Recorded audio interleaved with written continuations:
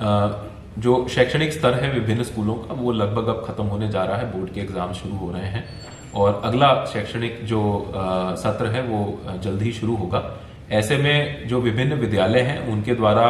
नई कक्षाओं में आ रहे विद्यार्थियों के लिए अपनी बुक्स का जो लिस्ट है वो जारी की जा रही है।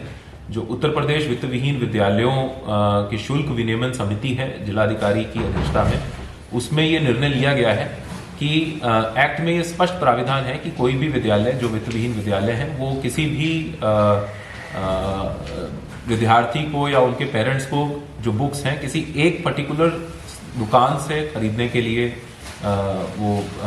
नहीं कर सकते हैं उनको किसी तरह से फोर्स। तो लास्ट ईयर भी इस पे हम लोगों ने कुछ एक्शंस कुछ स्कूलों के खिलाफ लिए थे। तो इस बार ये दिशा निर्देश स्कूलों और पेरेंट्स और बच्चों इन सबके हितों को देखते हुए जारी किए गए हैं कि यदि किसी पर्टिकुलर पब्लिशर की या किसी पर्टिकुलर किसी किस्म की किसी किताब जो है वो स्कूल प्रिस्क्राइब करते हैं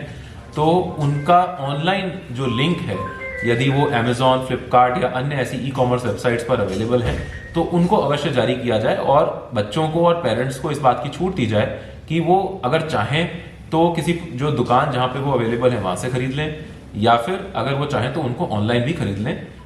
ताकि एक पारदर्शिता रहे, एक कंपटीशन की भावना रहे और किसी एक पर्टिकुलर दुकान या स्कूल के अंदर ही काउंटर लगाकर किसी बच्चे को दुकान बुक्स खरीदने के लिए विवश ना किया जाए। इसी प्रकार से जितने भी स्कूल्स हैं, प्राइवेट स्कूल्स हैं, वित्तविहीन स्कूल्स हैं, उनको अपनी आगामी सत्र की जो फीस है उसको DIOS के माध्यम से उसको ऑनलाइन प्रदर्शित करवाना है, उसको हमारी इस समिति को सूचित करना है ताकि पारदर्शिता रहे कि किस प्रकार की फीस ली जा रही है। और जो यूनिफॉर्म है वो भी कोई भी स्कूल अपनी मन मर्जी से ना बदले और यूनिफॉर्म 5 वर्ष में 2 बार नहीं बदली जानी चाहिए और उसका भी जो खरीद फरोख्त है वो किसी पर्टिकुलर एक दुकान पर ही हो, ये अनुमन्य नहीं है। वो कोई ऐसी यूनिफॉर्म होनी चाहिए जिससे कि वो फ्रीली जो छात्र है या उसके पेरेंट्स हैं वो कहीं से भी चाहे वहां से खरीद सके। इस बात के निर्देश सख्ती से सभी स्कूलों को और सभी विद्यालयों को जारी किए गए हैं और अगर किसी भी पेरेंट की कोई शिकायत है इस संबंध में कि स्कूल जो है वो किसी पर्टिकुलर तरीके से उत्पीड़न या कोई ऐसी गतिविधि कर रहा है जिसके उनका शोषण हो रहा है तो वो इस समिति को आकर शिकायत कर